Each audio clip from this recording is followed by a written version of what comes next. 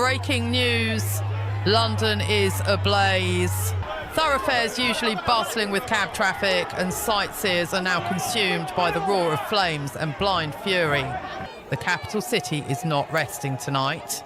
It is crying out in agony. The initial chaos was documented immediately adjacent to King's Cross Station.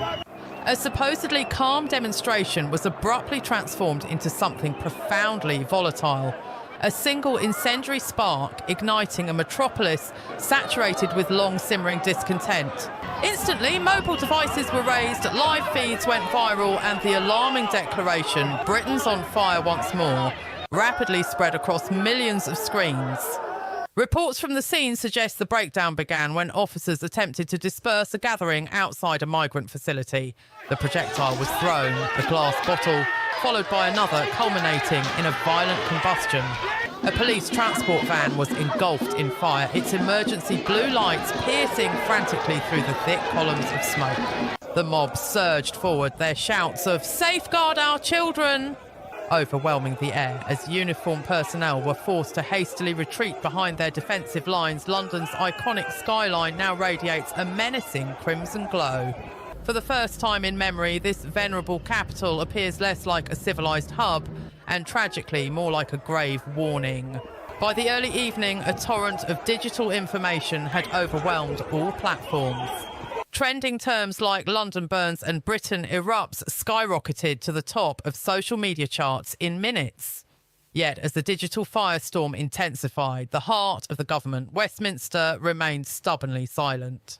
There was no public address, no emergency press briefing, only a sporadic, nervous light visible through the curtains of Number 10.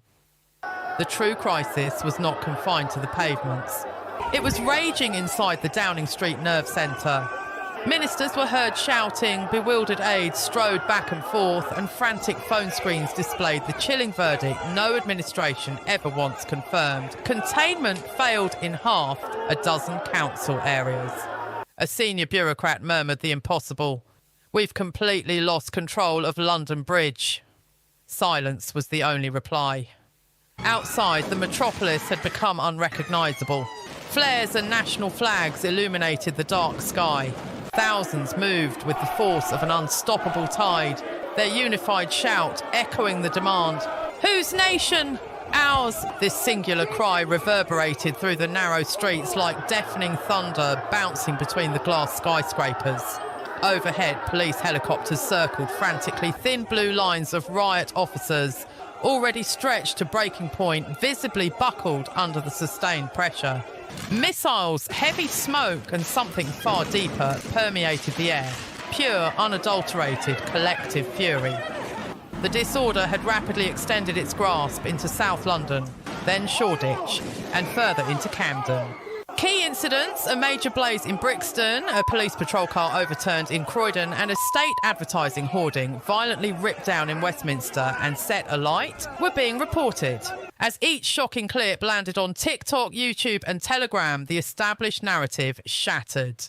Though reporters attempted to label the crisis as mere civil unrest, to anyone truly watching, it resembled nothing less than a full-scale national collapse. From the historic steps of Parliament, dense plumes of smoke were now clearly visible over the River Thames. From the lofty heights of the Canary Wharf towers, tongues of flame danced ominously on the horizon. And in living rooms across the United Kingdom, millions watched in stunned disbelief as the capital of one of the world's most enduring democracies descended into profound anarchy once more. The very first official communication was finally released. A single brief paragraph from the Home Office. It blandly stated, "The situation is now stabilised. We urge the public to maintain composure and refrain from needless speculation." But speculation was all that was left. Within moments, confidential police chatter, tales of panic within command centres, began leaking onto social media. One text message read simply, "Morale broken, units pulling back, South Bank abandoned." A news team managed to capture a chilling scene. A police officer, helmet removed, visor cracked, stared directly into their lens and confessed, "We are no longer calling the shots here." Then the live feed abruptly terminated. London had become a pitched battleground. Shops were sealed shut, roads blocked by improvised barriers, and the ubiquitous wail of sirens was completely drowned out by the demonstrators' chants. In disturbing incidents, crowds actively targeted the press itself, accusing journalists of complicity, lying and shielding a government that had already lost all authority. Drone footage captured the scene from above.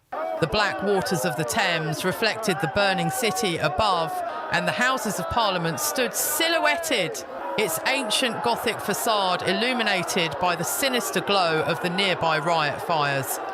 For the current generation, Britain was not simply witnessing history, it was being actively consumed by it, and the next sequence of events was utterly unknown. Stay tuned, for this may be the pivotal night the United Kingdom fundamentally changes. The very core of governance was now under direct siege. Massive crowds surged relentlessly towards Parliament Square. Plumes of crimson smoke spiralling into the sky, appearing like fiery veins across the capital's darkened skin. This was no longer mere demonstration. It was an instantaneous, televised insurrection. From the highest offices of the Treasury building, the entire panorama unfolded, thousands moving as a single, furious collective, armed with flags, flares and sheer rage. A human ocean bellowing the same core demands. We need answers, protect our children. Britain has suffered enough. Police communications descended into pure frantic static. Perimeter 3 compromised, I repeat, the Westminster security line has been breached. Armoured personnel carriers attempted to penetrate the chaos, their flashing blue beacons struggling to cut through the turmoil, but their presence was futile. The human wave instantly enveloped the vehicles, glass shattered loudly, improvised road barriers were ripped away. Officers valiantly tried to hold the line, yet the sheer force of the streets proved overwhelming. In a moment unseen for decades, the specialist riot police were compelled to retreat from the Parliament grounds within Downing Street. The atmosphere in the cabinet meeting was sheer pandemonium. Keir Starmer presided in stunned silence as his own ministers aggressively shouted over one another. The Home Secretary forcefully demanded the imposition of nightly curfews, a measure immediately rejected by the Defence Minister. The Attorney General cautioned that such actions would merely fan the flames, but the destructive fire was already consuming them.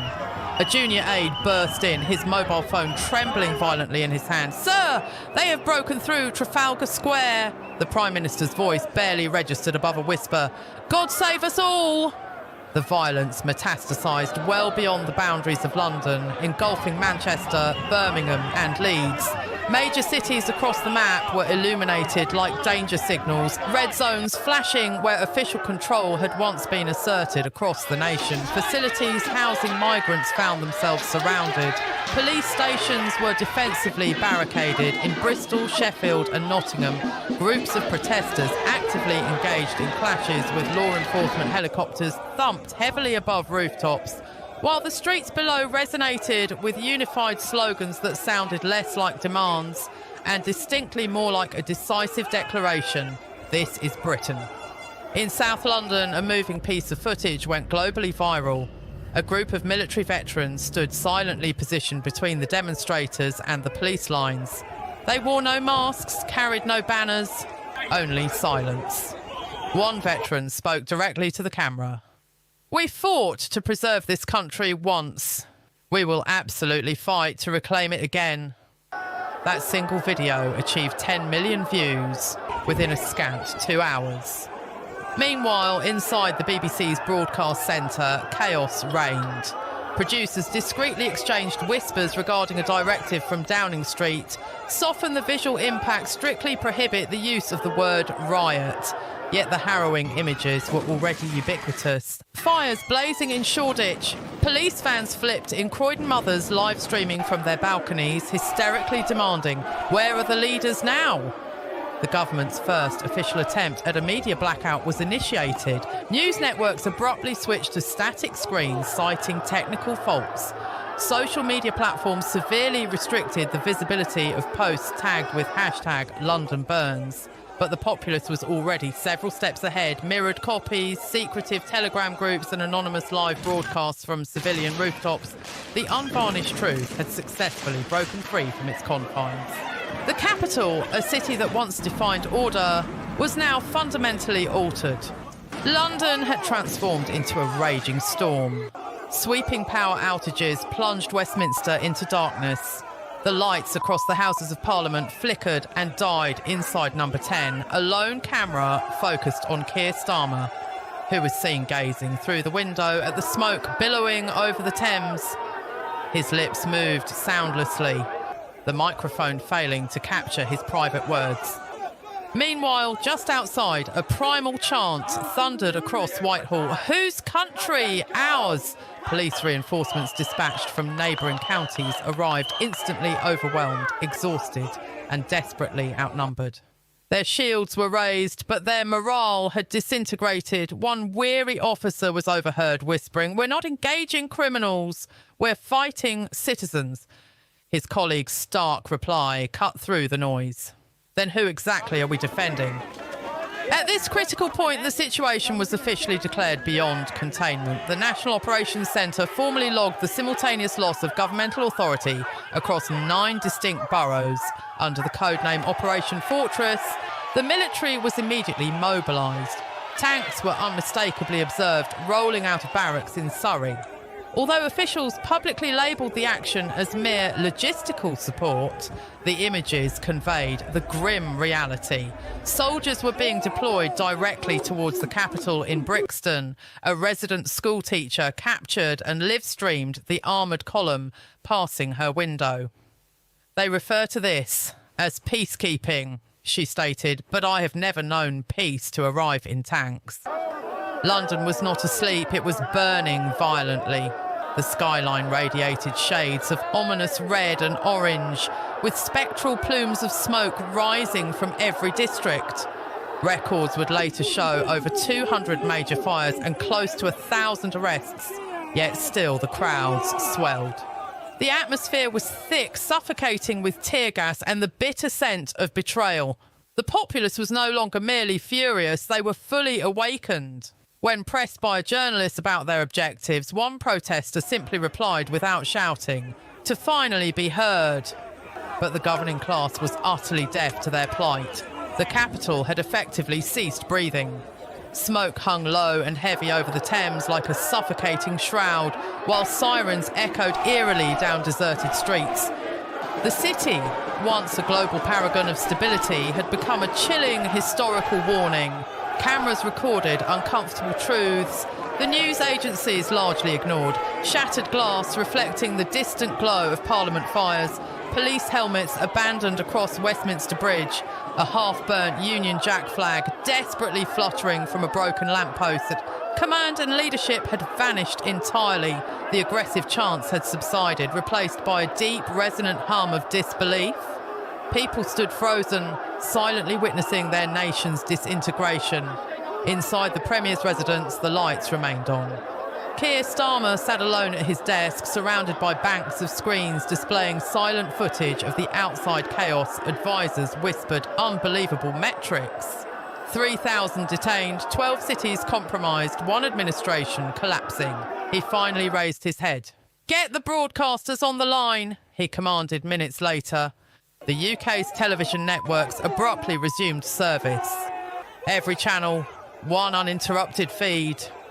The Prime Minister, visibly drained and pale under the unforgiving studio light, declared, "This government retains control, I urge calm. This behaviour does not represent who we are as a nation." But his words held no weight. They fell flat, like meaningless ash, because outside composure was a memory. Protesters immediately swamped Westminster again, holding their phones high, their screens mirroring the live broadcast, a message they profoundly rejected.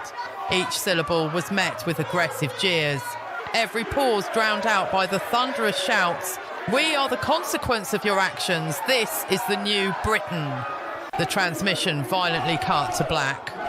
Some commentators claimed technical failure, others denounced it as outright censorship, but for millions watching, the unvarnished truth was already vividly apparent in the flames flickering just behind the Prime Minister's window. Then the official blackout broke. Independent journalists began broadcasting live from precarious rooftops. One stream revealed military personnel standing shoulder to shoulder outside the Home Office. Another showed multiple police officers calmly removing their helmets and walking away from their posts. And then came the single, defining image of the entire ordeal, a lone officer deliberately placing his riot shield on the steps of Parliament and turning his back on it. That single frame went viral across Britain within moments. It was not an act of defiant rebellion, it was the ultimate portrait of exhaustion. It was the precise moment when the state authority finally dropped its pretense.